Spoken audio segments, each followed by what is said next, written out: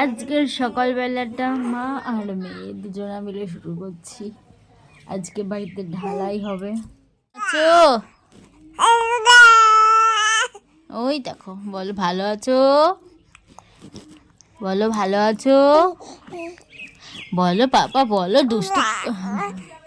সকালটা আমার মুড়ি আর 1 কাপ চা দিয়েই শুরু হলো। জানালা দিয়ে দেখতে এসেছি মিস্ত্রিদের কত দূর কাজ এগোলো, কারণ আজকেই সেন্টারিং করে আজকেই ঢালাই করবে। তারপরে ঘরে এসে মেয়ের সাথে আমার একটু কথা হচ্ছিল। মেয়ে আমি দুজনে গল্প করতে করতে চলে গেলাম নিচে। নিচে গিয়ে দেখছি আমার ঠাম্মা একা একা সমস্ত কিছু তরকারিগুলো কাটছে। জেঠি চলে গেছে রান্না করতে আর আমাকে বলল গ্যাসটা অফ করে দিতে। আমি গ্যাসটা বন্ধ করতে এলাম, গিয়ে এই পাশে কাটছিল আমার কাকি। তো কাকি আমাকে আসতে দেখে বললো যে তুই একটু আলু ভাজাগুলো কুটে দে, আমি ওপর ছাদে থেকে কিছু জামা মেলে দিয়ে আসি। এই যে আমাদের বাড়িতে সব থেকে ছোট্ট কাজের ব্যক্তি যিনি কাজ করছে, টাকা রিউ রিউ হ্যালো মাংস হ্যালো গাইস। মাংসগুলোকে পরিষ্কার করে ধুয়ে নিয়ে আসার দায়িত্বটা ওরই দিয়েছে। এরপরে চলে এসেছে আমার ছোট পিসি গিয়েছিল আমার বড় পিসির বাড়িতে। সেখানে পিসির শাশুড়ি মা মারা গিয়েছিল, ওখানেই ছিল আজকে 10 দিন। তো 10 দিনের দিন পিসি এসেছে বাড়িতে, ঢালাই উপলক্ষে এসেছে বলতে পারো। এসেছে অনেকগুলো পরোটা নিয়ে মিস্ত্রিদের সকালের জলখাবার। আমার ছোট ভাইয়েরই কিন্তু কাজ শেষ হচ্ছে না, একটার পরে একটা বালিগুলো ও তুলেই যাচ্ছে। তো ভাই কিন্তু খুব মজা পেয়েছে এই কাজটা করে। এখন আমরা পরোটাটা খেয়ে নেব।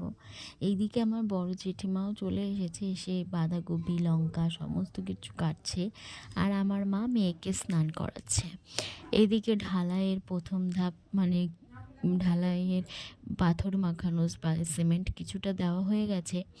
ঢালাইয়ের কাজও শুরু হয়ে গেছে, বাড়ির মধ্যেই মাখানো হয়েছে, কারণ আমাদের বাড়ির ভিতরের জায়গাটা খুবই কম। পিছনে অনেক জায়গা আছে যেগুলো মানে কাজেরই লাগে না, এত জায়গা আছে আবর্জনা নোংরাতে ভর্তি, কিন্তু বাড়ির ভিতরের জায়গাটা খুবই কম।